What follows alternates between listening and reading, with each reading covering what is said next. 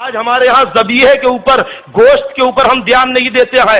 کسی کے بھی یہاں کا گوشت لے کر آ جاتے ہیں, کسی کے بھی یہاں کا گوشت کھانے لگتے ہیں. میں آپ کو اس تعلق سے ایک مسئلہ بتا دوں کہ ذبیحہ جو ذبح کیا جاتا صرف سنی صحیح عقیدہ مسلمان کے ہاتھ کا جائز ہے.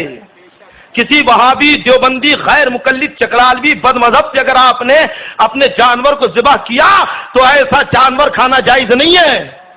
اور ایسے ہی اگر غیر مسلم کی ہوٹل سے آپ نے گوشت خریدا, وہابی کی ہوٹل سے آپ نے گوشت یا کھانا خریدا, یا وہابی کی ہوٹل میں کھانا کھایا, یا غیر مقلد کی بد مذہب کی, کل ملا کے اہل سنت والجماعت کے علاوہ کسی کے بھی ہاتھ کا اگر آپ نے گوشت کھایا تو حرام. لوگ تو بہانے تلاش کرتے ہیں, مولانا پیسے دے کے لا رہے ہیں ہم. ارے پیسے دے کر لا رہا ہے تو پیسے تو تیرے صحیح ہے, گوشت تو خراب ہے, اور تیرے پیسے دینے سے حرام حلال نہیں ہو جائے گا. نہیں تو کل کو کہنے لگے گا مولانا یہ شراب بھی تو پیسوں سے آئی ہے, پیسے حلال کہتے تو شراب بھی معاذ اللہ حلال کی ہوگی. ایسا نہیں ہے.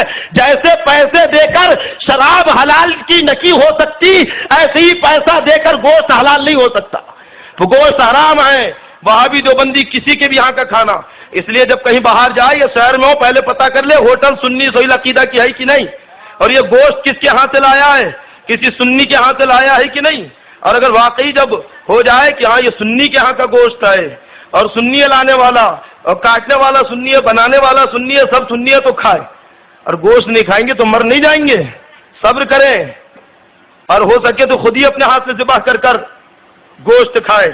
اسی تعلق سے ایک مسئلہ اور بتا دوں, جو کچھ بڑی ہوٹلیں ہیں تو وہاں پہ کھانا سپلائی کا انتظام رہتا ہے.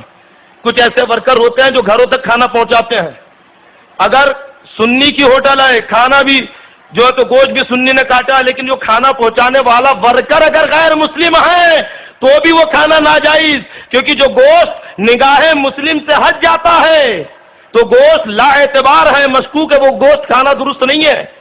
تو جو سپلائی کرنے والا ہے وہ بھی سنی صحیح عقیدہ مسلمان ہونا چاہیے.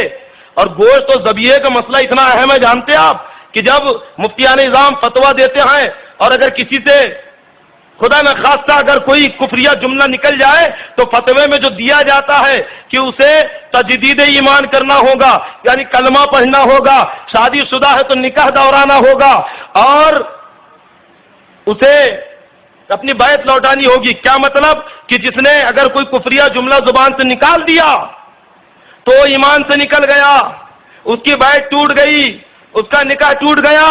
اور ساتھ میں یہ بھی لکھا جاتا ہے کہ اس آدمی کا ذبیحہ حرام, کہ وہ آدمی جو جانور ذبح کرے گا حرام, کیونکہ وہ اس کا اہل نکی ہے, ایمان اس کے اندر نکی ہے, وہ مومن نہیں ہے. یہ مسئلہ بہت اہم ہے رزق کے معاملے میں.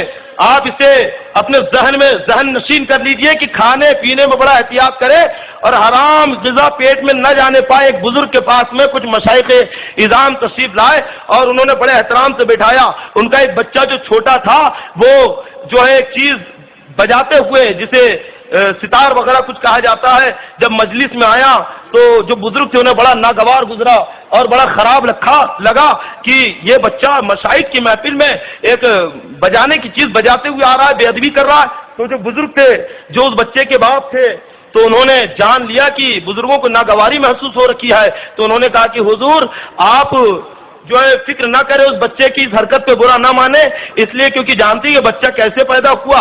تو کہتے کہ ایک مرتبہ میرے ہمسائے کے ہاں بادشاہ کے گھر سے کھانا آیا, پڑوسی کے ہاں, تو اس نے وہ کھانا کھایا اور کچھ کھانا مجھے بھی دے دیا. تو کھانا جب میں نے کھایا تو اسی کھانے کے نطفے سے یہ بچہ پیدا ہوا. تو معلوم ہوا کہ اگر مشکوک کھانا کوئی کھا لے تو بچہ بے ادب ہوتا ہے, اور اگر کوئی حرام کی غذا کھائے اور اس حرام کی غذا سے نطفہ بنے اور اس سے اولاد پیدا ہو تو اولاد بد تہذیب بدتمیز ہوتی ہے.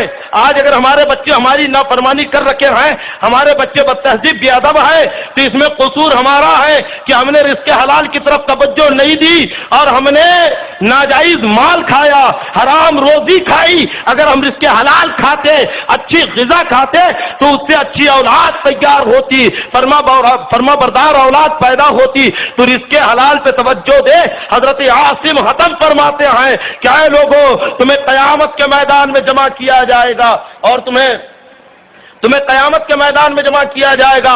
وہاں پہ تم سے حساب و کتاب ہوگا.